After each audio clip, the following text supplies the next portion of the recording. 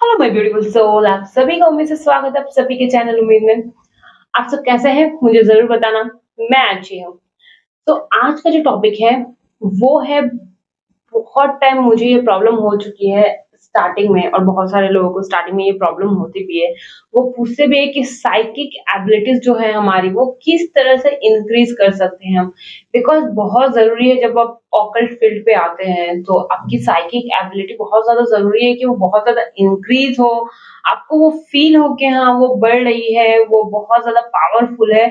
तब जाके आप एक प्रॉपर ऑकल्ट मास्टर बन सकते हैं। बहुत सारे लोग होते हैं जो कहते हैं कि प्लीज बताइए कि हम किस तरह से अपना साइकिक एबिलिटी जो है वो डेवलप कर सकते हैं, उसको बढ़ा सकते हैं, उसको पावरफुल बना सकते हैं। मैंने कुछ कुछ चीजें खुद के लिए ट्राई की थी, वो मैं आज आपके लिए बताऊंगी। और मैंने ये सारे के सारे खुद के लिए पर्सनली यूज की हुई है, और अभी भी मैं करती हूँ।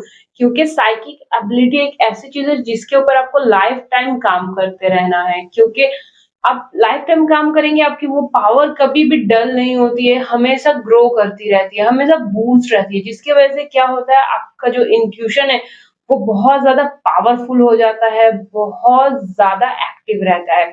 सो अगर आपको अपना साइकिक एबिलिटी को डेवलप करना है, बहुत ज्यादा इंक्रीज करना है, तो ये मत सोचिएगा कि मैं कुछ दिन तक प्रैक्टिस करूंगा या करूंगी और फिर उसे छोड़ दूंगा तो वो लाइफ टाइम वैसे ही रहने वाला है। जी नहीं, आपको हमेशा कुछ ना कुछ करते रहना है। मैंने बहुत सारी चीज़ें खुद के लिए की थी, आज मैं वो तो बताऊँगी। बट आज मैं इतनी सारी चीज़ें तो नहीं करती हूँ, बट हाँ, इसमें से बहुत सारी ऐसी चीज़ें हैं जो मैं रेगुलर बेसिस पे करती रहती हूँ और लाइफ टाइम तक करूँगी। सो ये हमेशा ध्यान में रखना कि आप जो भी स्टार्ट करते हैं, जो भी आपको रेगुलर बेसिस पे लगता है कि हाँ, मैं कर सकती हूँ या कर सकता हूँ लाइफ टाइम के लिए, आपको वो करना है। स्टार्टिंग में क्या होता है, आपको कुछ ज़्यादा करना पड़ता है, एंड स्लोली स्लोली फिर आपको कुछ चीज़ें होती है जो रेगुलरिटी मेंटेन करनी पड़ती है। हमेशा के लिए आप नहीं छोड़ सकते हैं, ताकि आपका साइकिक एबिलिटी जो है वो बहुत ज़्यादा डेवलप रहे। तो मैं सबसे पहले जो करती थी, करती हूँ और करती रहूँगी, वो है डेली मेडिटेशन। जी हाँ, मेडिटेशन एक ऐसा पावरफुल टूल है जो आपके साइकिक पावर होता है ना, उसको बहुत ज़्यादा ग्रो करता है, बहुत ज़्यादा बूस्ट देता है, उसको बहुत ज़्यादा पावरफुल बनाता है। तो ये एक चीज़ है जो मैंने स्टार्ट किया था, स्टिल करती हूँ और फ्यूचर में मैं इसे कभी नहीं छोड़ने वाली, लाइफ टाइम कंटिन्यू करूँगी। और आप ये कर सकते हैं ज़रूर, क्योंकि मुझे इससे बहुत, बहुत, बहुत ज़्यादा बेनिफिट मिला है। ऑफ कोर्स आप ये ज़रूर कीजिए और करते रहिए, क्योंकि मेडिटेशन करना जितना हमारे साइकिक एबिलिटी के लिए ज़रूरी है, उतना हमारे माइंड के लिए, हमारे बॉडी के लिए, हमारे सोल के लिए बहुत ज़्यादा ज़रूरी है। ये एक चीज़ है जो आप लाइफ टाइम तक कर सकते हैं स्टार्ट करने के बाद। दूसरा जो मैं करती हूँ वो है विजुअलाइज़ेशन। विजुअलाइज़ेशन प्रैक्टिस करते रहिए। आप विजुअल कीजिए कि आप क्या करने वाले हैं, क्या होने वाला है। अपने जो दिनचर्या है, जो रेगुलरिटी है, उसको मेंटेन करने के लिए आप विजुअलाइज़ेशन कीजिए। हर एक चीज़ के लिए, खुद के लिए, दूसरों के लिए प्रैक्टिस करते रहिए। इससे क्या होता है कि आपका जो विजुअलाइज़ेशन है वो बहुत ज़्यादा पावरफुल बन जाता है। सो आप विजुअलाइज़ेशन ज़रूर प्रैक्टिस कीजिए। नेक्स्ट है कि अपने स्पिरिट गाइड, हमारे जो स्पिरिट गाइड होते हैं, उनके बारे में जानना, उनके बारे में समझना, वो हमारे साथ कैसे कनेक्ट करते हैं या हम उनके साथ कैसे कनेक्ट हो सकते हैं। हम उनके साथ कनेक्ट होके उनका क्या-क्या हेल्प ले सकते हैं, वो हमारी किस तरह से मदद कर सकते हैं। ईच एंड एवरी डिटेल्स के बारे में जानना, ये हमारे साइकिक डेवलपमेंट के लिए एक बहुत अच्छी चीज़ है। नेक्स्ट जो मैं करती हूँ, अभी भी करती हूँ कि मैं साइकिक डेवलपमेंट की जो बुक्स होती हैं, उसे रीड करती हूँ। वैसे भी आप कह सकते हैं कि मैं एक तरह की बुक वर्म हूँ। बुक वर्म जिसे कहते हैं ना, किताबी कीड़ा, मुझे उस तरह का कुछ है। मैं बोल सकती हूँ, बहुत लोग मुझे, माय फ्रेंड्स आल्सो कहते हैं मुझे कि तुम बुक वर्म हो, तो मुझे भी कहीं न कहीं लगता है कि हाँ, शायद मैं हूँ। तो ये चीज़ मुझे बहुत ज़्यादा हेल्प करती है साइकिक डेवलपमेंट की बुक को रीड करने के लिए, क्योंकि इतनी सारी बुक्स मैं रीड करती हूँ, इतनी सारी बुक्स मैं रीड करती हूँ कि वो मुझे बहुत ज़्यादा बूस्ट देता है, मेरी साइकिक कैपेबिलिटी को बहुत ज़्यादा एनर्जी देता है।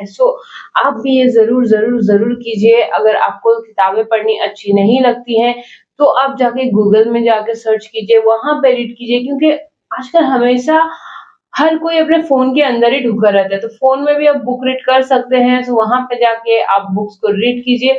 अभी तो बहुत सारे ऑडियो बुक भी आ गए हैं, आप ऑडियो बुक जाके सुन सकते हैं एज़ अ जिसे हम ऑडियो बुक एफएम भी कह सकते हैं। सो आप वहाँ पे जाके भी बुक्स को सुन सकते हैं ताकि वो आपकी बहुत ज़्यादा मदद कर सके। उसके बाद है ऑटोमेटिक राइटिंग, जो मैंने स्टार्टिंग में बहुत ज़्यादा किया है, अभी मैं थोड़ा कम करती हूँ बट हाँ, कभी-कभी मैं ज़रूर करती हूँ कि ऑटोमेटिक राइटिंग जो आपके दिमाग में आता है, जो आपके ख़्याल में आता है ना, आप उसे लाइक राइट डाउन करते रहिए, लिखते रहिए। वो जो ऑटोमेटिक राइटिंग होती है आपके साइकिक पावर को बहुत-बहुत बहुत ज़्यादा बूस्ट करती है, बहुत ज़्यादा बढ़ा देती है।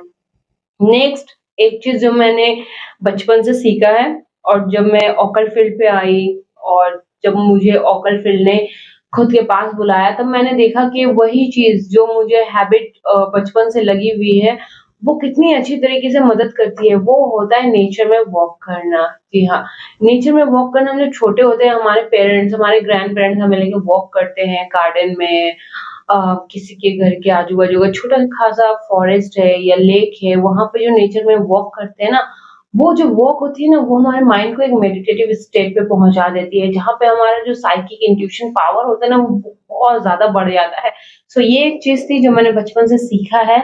मुझे अभी भी वो चीज़ करना अच्छा लगता है, मैं करती हूँ और मैं फ्यूचर में भी करूँगी और जिसने मेरा हमेशा से मदद किया है नेचर में वॉक करना, आप ज़रूर वॉक कीजिए। हो सके तो अर्ली मॉर्निंग जो एकदम बेयरफुट ग्रास वॉक होता है ना, आप ग्रास के ऊपर बेयरफुट वॉक कीजिए।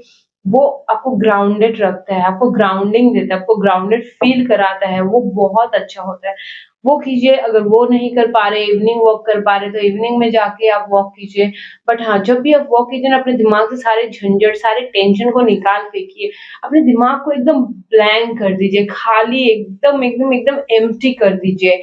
और नेचर जो आपको थॉट दे रहा है, उसे समझने की कोशिश कीजिए, उसको अपने दिमाग में डालने की कोशिश कीजिए, तब देखिएगा आपका जो इंट्यूशन पावर है बहुत-बहुत, बहुत ज़्यादा बढ़ जाता है।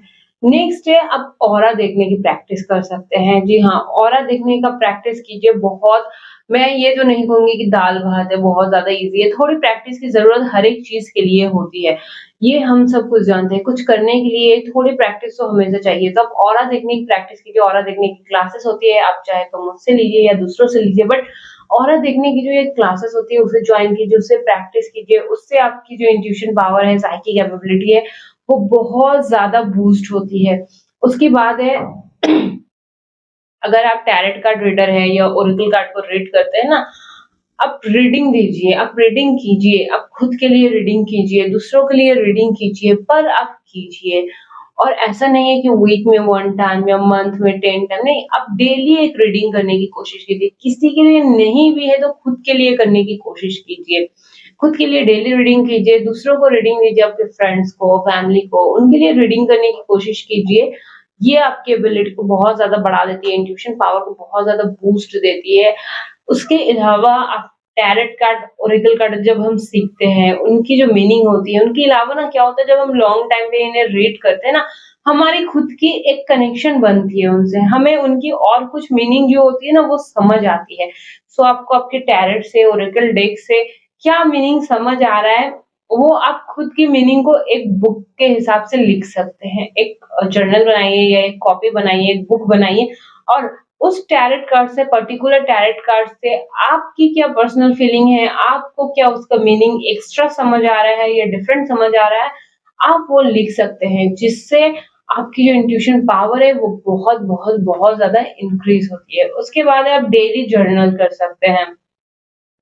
डेली जर्नल करने का प्रैक्टिस डालिए, उससे क्या होता है आपकी जो साइकिक एबिलिटी है वो बहुत ज़्यादा फ्रेश रहती है, बहुत ज़्यादा आगे की रहती है, बहुत ज़्यादा बूस्ट रहती है। आप प्रे कर सकते हैं, डेली प्रे करना बहुत ज़्यादा ज़रूरी है। देखिए प्रे तो वैसे भी हम करते हैं बट अभी के टाइम में ना हम ह्यूमन बीइंग्स बहुत ज़्यादा सेल्फिश हो चुके हैं। जब हमें किसी चीज़ की ज़रूरत होती है हम तभी प्रे करते हैं। तो ऐसा बिल्कुल नहीं करना, डेली बेसिस पे प्रे कीजिए। हम में से ऐसे कितने लोग होंगे जो डेली गॉड के सामने खड़े होके कहते ये हैं कि गॉड आप कैसे हैं? हालाँकि वो तो ये दुनिया को बनाए हैं, ये दुनिया को चलाते हैं बट फिर भी हमें जब कोई कष्ट होती है, कोई तकलीफ होती है, हम सोचते हैं कि गॉड हमारे बारे में क्यों नहीं सोचते हैं? ऊपर वाले हमारे बारे में क्यों नहीं सोचते हैं? वो उन्हें क्या दिख नहीं रहा है कि हम इतने तकलीफ में हैं? तो जब हम ये सोच सकते हैं, तो हम उनके बारे में क्यों नहीं सोच सकते हैं कि वो कैसे हैं, नहीं है? डेली उनसे बातें कीजिए, उनसे प्रे कीजिए, उनसे कनेक्शन डेवलप कीजिए, इससे भी आपको बहुत ज़्यादा मदद मिलेगा। नेक्स्ट है, आप हमेशा इमेजिन कर सकते हैं कि आपकी थर्ड आई ओपन है।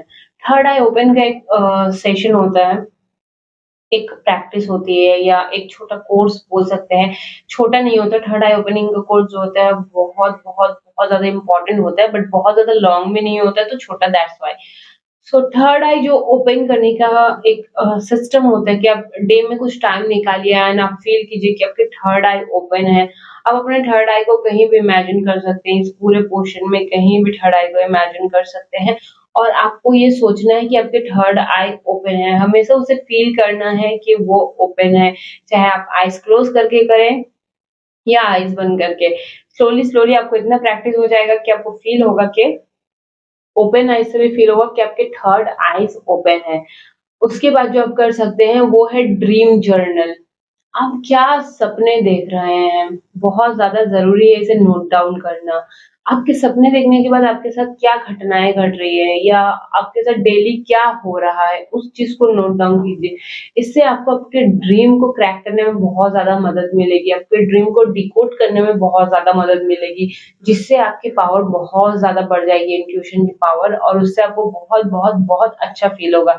नेक्स्ट है क्लीन फूड खाइए। क्लीन फूड मतलब ये नहीं कि आप साफ करके खाइए, हाई वाइब्रेशन वाली जो फूड होती है ना, आप उसे इनटेक कीजिए। स्पेशली आप नॉन-वेज से थोड़ा दूर रहिए। मैं ये नहीं कहती कि एकदम के लिए छोड़ दीजिए, पॉसिबल ही नहीं है, वो तो फिर झूठ हो जाएगा ना। बट हाँ, आप स्लोली-स्लोली क्लीन फूड की तरफ बढ़ने की कोशिश कीजिए, हाई वाइब्रेशन फूड की तरफ बढ़ने की कोशिश कीजिए। उन्हें इनटेक कीजिए, उनसे आपकी बॉडी बहुत ज़्यादा बैलेंस में रहती है, जिससे आपकी पावर बहुत, बहुत, बहुत ज़्यादा बढ़ जाती है। सो आज मैंने आपको कुछ ऐसी चीज़ें बताई हैं ना, साइकिक जो हमारा डेवलपमेंट के लिए जो पावर होता है, जो साइकिक डेवलपमेंट पावर होता है ना, सो उसे बढ़ाने के लिए मैंने इतने सारे जो आपको रास्ते बताए हैं, ये वो रास्ते हैं जो मैंने खुद के लिए यूज़ किए हुए हैं, जो मैंने खुद के पावर, एबिलिटी बढ़ाने के लिए यूज़ किए हुए हैं। तो आप भी ज़रूर यूज़ कीजिए, इसमें से बहुत सारी ऐसी है जो मैंने कहा कि मैं रेगुलर बेसिस पे करती हूँ और फ्यूचर में भी लाइफ टाइम करती रहूँगी। सो कभी स्टार्ट करने के बाद ज़रूरी नहीं कि आप हर एक चीज़ करते रहें, बट हाँ, कुछ चीज़ें आपको करते रहना बहुत ज़्यादा ज़रूरी है ताकि आपका वो जो पावर है, वो हमेशा पावरफुल रहे, बूस्ट रहे, एनर्जेटिक रहे। अगर इससे रिलेटेड आपकी कोई भी क्वेरीज़ हो, तो कमेंट बॉक्स में मुझे ज़रूर बताइएगा, मैं जवाब ज़रूर दूँगी। सो उम्मीद है आपको समझ आया होगा। Thank you so much. Vande Mataram.